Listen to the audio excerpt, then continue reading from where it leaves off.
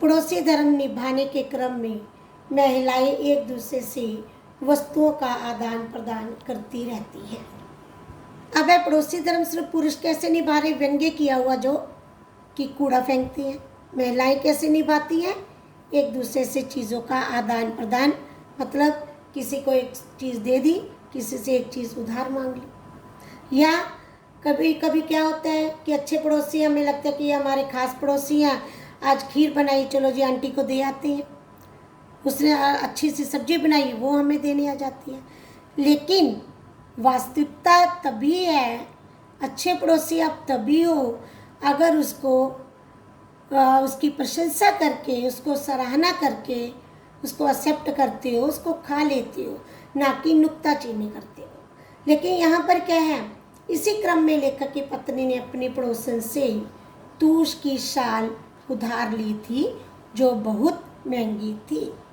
अब आदान प्रदान महिलाएं करती है चीज़ों का, लेखक की पत्नी ने शॉल का किया।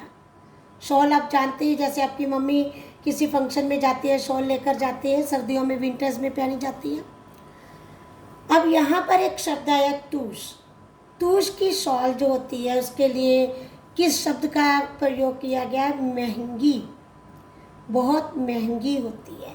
क्योंकि तूश जो है ऐसे माना जाता है, एक ऐसा जानवर है जब उसका जन्म होता है, जन्म के समय ही उसको मारना पड़ता है।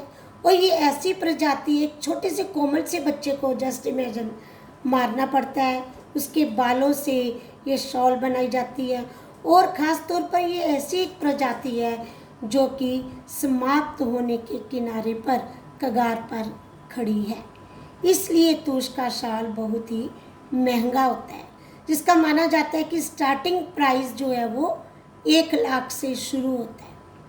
तो कहा जाता है कि तूश की शॉल बनाने के लिए, तूश की शॉल बेचने के लिए, तूश की शॉल खरीदने के लिए सरकार से परमिशन लेनी पड़ती है। उस शॉल पर चटनी का दाग लग गया, तो इतनी महंगी शॉल तो कभी किसी से मांगनी ही नहीं चाहिए।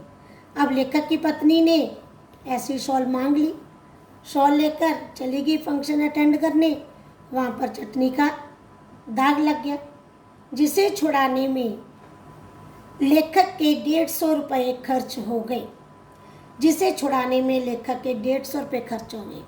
क्या मतलब था, चटनी का दाग लगा था, ड्राई क्लीन करने के लिए लेकर जाना पड़ा। अब ड्राई क्लीन वाले ने 150 रुपया ले लिया।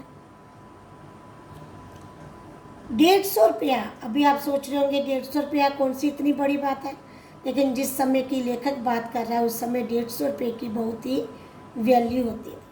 फिर भी पड़ोसन ने शॉल में लगे दाग का कारण ईर्ष्या और स्पर्धा को माना। इसका मतलब ध्यान से समझो। फिर भी पड़ोसन ने, वो पड़ोसन जिसकी तूश की शॉल थी, जब उसको वापस कर दी गई तो उसने क्या सोचा, उसने ये नहीं सोचा कि ये दाग अचानक लग गया होगा।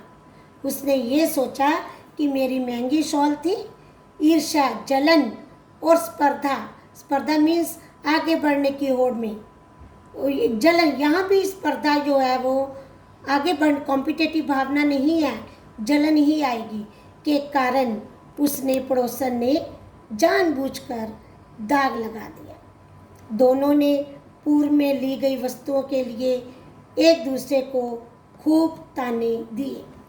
अब जब शॉल पर दाग नहीं गया, ड्राई क्लीन के बाद भी थोड़ा सा दिखाई दे रहा था, फिर दोनों पड़ोसने लड़ने लगी और एक दूसरे को ताने मारने लगी कि तुम उस दिन मुझसे चीनी लेकर गई थी, तुम उस दिन मुझसे चाय पत्ती लेके गई थी। इस तरह वो लड़ने लगी। परिणामतः दोनों में बातचीत बंद होगी। इसका नतीजा क्या निकला, दोनों ने आपस में बोलना बंद कर दिया। बेटा आज के लिए इतना ही काफ़ी है। मैंने परसों भी जब आपको चैप्टर करवाया था तब मैंने बताए थे अच्छे पड़ोसी के वास्तव में क्या गुण होते हैं, और मैंने आपको होमवर्क भी दिया था।